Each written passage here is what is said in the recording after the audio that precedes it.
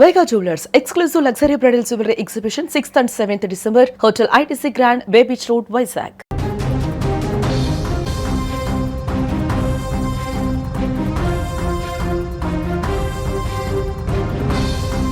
Breaking news. Bharat Russia దేశాల మధ్య స్నేహ బంధం ఎంత బలమైందో మరొకసారి నిరూపితమైంది. ఇరు దేశాధినేతలు ప్రధాని నరేంద్ర మోదీ, రష్యా అధ్యక్షుడు వ్లాదిమిర్ పుతిన్ మధ్య ఉన్న ప్రత్యేక అనుబంధం తాజాగా ఈ పర్యటన సందర్భంగా మరొకసారి బయటపడింది. రష్యా అధ్యక్షుడు వ్లాదిమిర్ పుతిన్ భారత పర్యటనకు విచ్చేశారు. మీరు స్క్రీన్ మీద దృశ్యాలు కూడా చూస్తూ ఉన్నారు. ద్వైపాక్షిక చర్చల కోసం పుతిన్ ఢిల్లీకి చేరుకున్నారు. ప్రధాని నరేంద్ర మోదీ పుతిన్కి గ్రాండ్గా వెల్కమ్ చెప్పారు. విజువల్స్లో మీరు చూస్తూ ఉన్నారు. సాధారణంగా ఇలాంటి సందర్భాల్లో ఒక దేశాధినేత ఎయిర్పోర్ట్కు వెళ్ళటం ప్రోటోకాల్లో లేదు. ప్రోటోకాల్ ప్రకారం సంబంధిత మంత్రులు, అధికారులు మాత్రమే వెళ్ళి స్వాగతం పలికే పరిస్థితి ఉంటుంది. కానీ ప్రధాని మోదీ ఆ ప్రోటోకాల్ మొత్తాన్ని కూడా పక్కన పెట్టేశారు. ఢిల్లీలోని పాలం ఎయిర్ ఫోర్స్ స్టేషన్కి స్వయంగా ఆయనే వెళ్ళారు. రష్యా అధ్యక్షుడు పుతిన్కి గ్రాండ్గా వెల్కమ్ చెప్పారు. ఘన స్వాగతం పలికి షేక్ హ్యాండ్ ఇచ్చి ఆలింగనం చేసుకుని ఆయన్ని తోడుకుని వస్తున్నటువంటి దృశ్యాలు మీరు స్క్రీన్ మీద చూస్తున్నారంటే రష్యాకి భారత్కి మధ్య ఎలాంటి బంధం ఉందో దీన్ని బట్టి మనకు అర్థమవుతుంది. పుతిన్కి మోదీకి మధ్య ఎలాంటి సుహృద్భావ వాతావరణం ఉంది, ఇద్దరి మధ్య ఎలాంటి ఫ్రెండ్షిప్ ఉంది, ఎలాంటి బలమైన బంధం ఉందన్నది కూడా ఇక్కడ క్లియర్గా మనం అర్థం చేసుకోవచ్చు.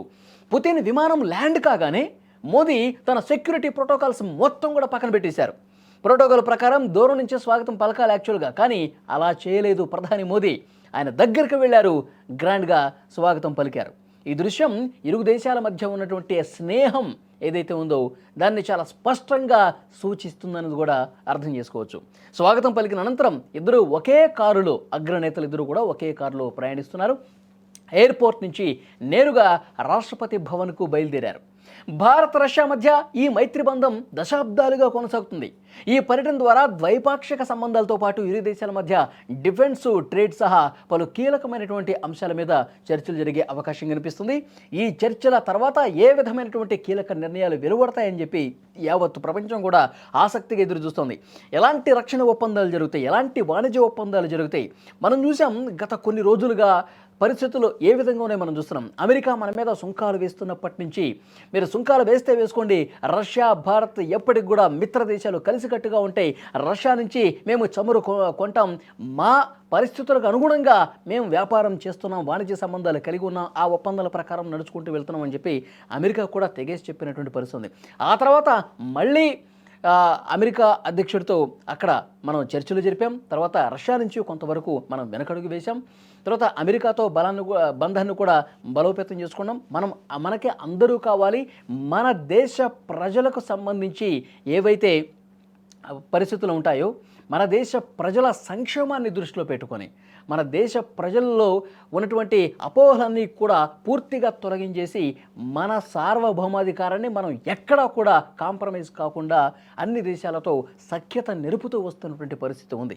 సో డెఫినెట్గా రష్యాతో కూడా అలాంటి బలమైన బంధం ఇప్పుడు ఉంది, గతంలో ఉంది, భవిష్యత్తులో కూడా ఉంటుంది అన్న ఒక బలమైనటువంటి సంకేతాన్ని ప్రధాని మోదీ ఈ భేటీలో, ఈ ద్వైపాక్షిక చర్చల్లో మరొకసారి ప్రపంచానికి ఇవ్వబోతున్నట్టుగా క్లియర్గా అర్థమవుతుంది. ఈ పర్యటనలో ఎలాంటి ఒప్పందాలు జరుగుతాయని కూడా ప్రపంచం మొత్తం ఆసక్తిగా గమనిస్తున్నటువంటి పరిస్థితి ఉంది. చైనాలో 3 దేశాలు కలిశాయి. చైనా అధ్యక్షుడు, రష్యా అధ్యక్షుడు, మన ప్రధాని మోదీ టియాంజింగ్లో కలిసినప్పుడు కూడా ఒక బలమైనటువంటి కూటమి ఏర్పడుతోంది, ఒక త్రిశక్తి కూటమి ఏర్పడుతోంది అని కూడా ఒక సంకేతం పంపించాం. ఇప్పుడు నేరుగా రష్యా అధ్యక్షుడు మన దేశానికి వచ్చినటువంటి నేపథ్యంలో ఎలాంటి కీలకమైనటువంటి ఒప్పందాలు జరుగుతాయన్నది కూడా చూడాల్సిన అవసరం కనిపిస్తుంది. ఐటీసీ మౌర్య హోటల్లో బస చేస్తూ ఉన్నారు పుతిన్. ఆ హోటల్ దగ్గర కూడా పూర్తిగా రష్యా అధికారులు, బలగాలన్నీ కూడా తమ ఆధీనంలోకి తీసుకున్నాయి. అక్కడే ఆయన బస చేస్తారు. ప్రతి క్షణం కూడా ఆ హోటల్ దగ్గర భద్రతా బలగాలు అక్కడ ఉన్నటువంటి పరిస్థితి ఉంది. మరోవైపు రష్యా అధ్యక్షుడు ఈ పర్యటన మొత్తం కూడా, అంటే చాలా కాలం తర్వాత రష్యా అధ్యక్షుడు వచ్చినటువంటి నేపథ్యంలో, ప్రపంచవ్యాప్తంగా ఉన్నటువంటి ప్రస్తుతం నెలకొన్నటువంటి పరిస్థితుల నేపథ్యంలో ఎలాంటి ఒప్పందాలు జరుగుతాయి, వీళ్ళిద్దరి మధ్య ఎలాంటి చర్చలు జరుగుతాయి అన్న ఆసక్తి అయితే చాలా స్పష్టంగా కనిపిస్తోంది. ఇంకొక ముఖ్యమైన విషయం, ఢిల్లీలో ఇప్పుడు ఎక్కడ చూసినా సెక్యూరిటీ చాలా టైట్గా కనిపిస్తోంది, భారీ బందోబస్తు కనిపిస్తోంది.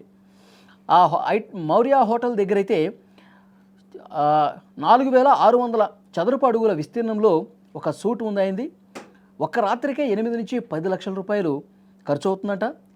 ఈ చాణక్య సూటు హోటల్ భారతీయ హుందాతనం, సంస్కృతి, కళల వారసత్వ శైలి వైభవంతో పాటు ఆధునికతను ప్రతిబింబించే విధంగా దాన్ని డిజైన్ చేసినటువంటి పరిస్థితి.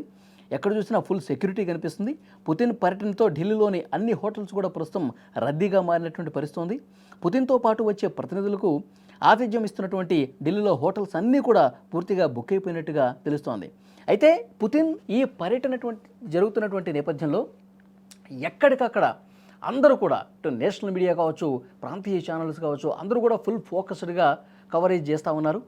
పుతిన్తో చర్చల సందర్భంగా ఇంకా ఎలాంటి రక్షణపరమైనటువంటి ఒప్పందాలు జరుగుతాయి. ఎందుకంటే మన సరిహద్దులో కూడా కొన్ని ఉద్రిక్త పరిస్థితులు నెలకొన్నటువంటి నేపథ్యంలో ఇంకా అధునాతన టెక్నాలజీతో కూడినటువంటి యుద్ధ విమానాలు కావచ్చు, రక్షణపరమైనటువంటి ఒప్పందాలు కావచ్చు, ఏం జరుగుతాయా అని కూడా ఆసక్తిగా చూస్తూ ఉన్నారు. మరోవైపు చమురు విషయంలో కూడా భారత్ తీసుకున్నటువంటి నిర్ణయం విషయంలో ఏమైనా మళ్ళీ మార్పులు చేర్పులు జరుగుతాయా, ఇవి కూడా నిశితంగా పరిశీలిస్తున్నటువంటి పరిస్థితి ఉంది. సో ఏదేమైనప్పటికీ ఒక మంచి ఫ్రెండ్ మనకి వచ్చాడు అన్నది కూడా ఇది చాలా క్లియర్గా అర్థమవుతున్నటువంటి విషయం. ఈ నేపథ్యంలో చేసుకోబోయే ఒప్పందాల సంగతి పక్కన పెడితే ఒక మంచి ఆతిథ్యం మనం ఇవ్వాలి అన్న ఒక సంకల్పం, ఒక సంకేతం మాత్రం ప్రధాని మోదీ ఇస్తున్నట్టుగా ఆ దృశ్యాలు చూస్తుంటే అర్థమవుతుంది.